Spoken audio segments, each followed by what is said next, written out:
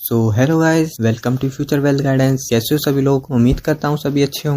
तो जैसा कि हमने the power of subconscious mind के पहले पार्ट में कुछ रूल्स पढ़े थे, तो इस वाली वीडियो में हम समझेंगे कि उन्हीं रूल्स को अलग अलग जगहों पे कैसे अप्लाई किया जाता है। तो बिना टाइम वेस्ट किए हम सीधे अपने पहले वाले कॉन्सेप्ट पे आ जाते हैं, जो कि है पावर ऑफ हीलिंग। तो राइटर जोसेफ मर्फी जी के जो फादर थे, उनको ट्यूबरक्लोसिस था और उनका जो लंग्स था वो डैमेज हो चुका था। डॉक्टर्स भी उनकी हेल्थ को इम्प्रूव नहीं कर पा रहे थे। तब उसके बाद राइटर जोसेफ मर्फी जी ने अपने फादर को क्रॉस, यानी कि जो क्रिश्चियंस का सिंबल होता है, वो दिया और कहा कि ये बहुत ही होली क्रॉस है, क्योंकि ये एक ऐसे वृक्ष का है जिसने 150 साल मेडिटेशन किया है।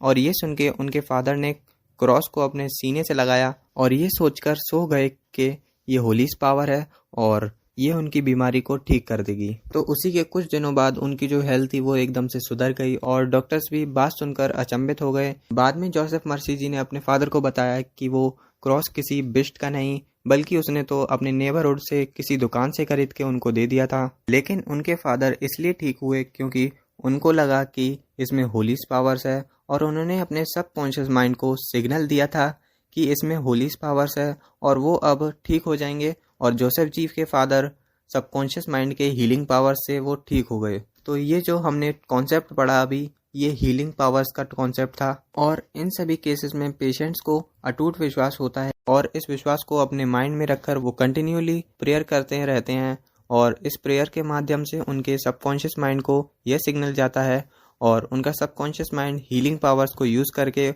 उन्हें हील कर देता है, यानी उनको ठीक कर देता है। तो जैसा कि आपने इस केस में देखा कि बिना किसी मेडिकेशन के उन्होंने सिर्फ अपने सबकॉन्शियस माइंड से ही अपनी हेल्थ को ठीक कर लिया। ऐसे ही अगर हम अपने आप पर विश्वास कर लें तो हम जीवन में कुछ भी कर सकते हैं, जो कि हमारा सबकॉन्शियस माइंड कराने में हमारी मदद करता है।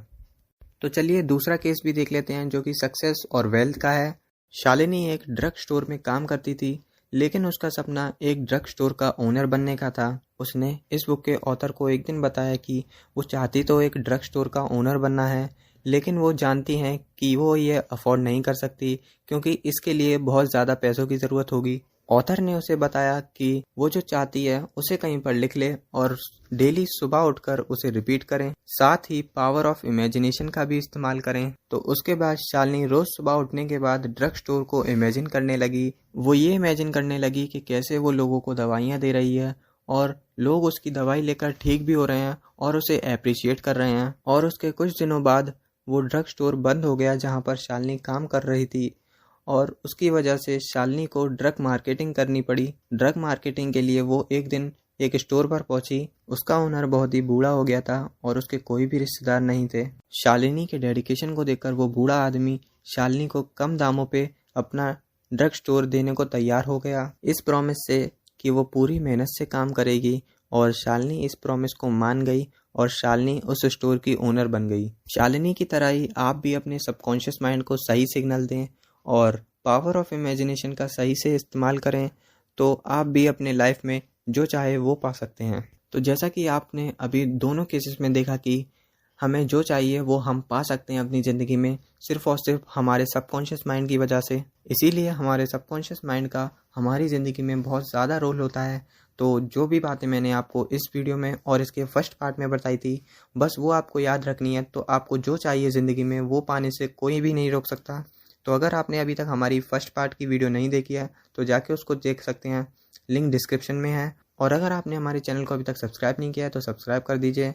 मिलते हैं अगली वीडियो में।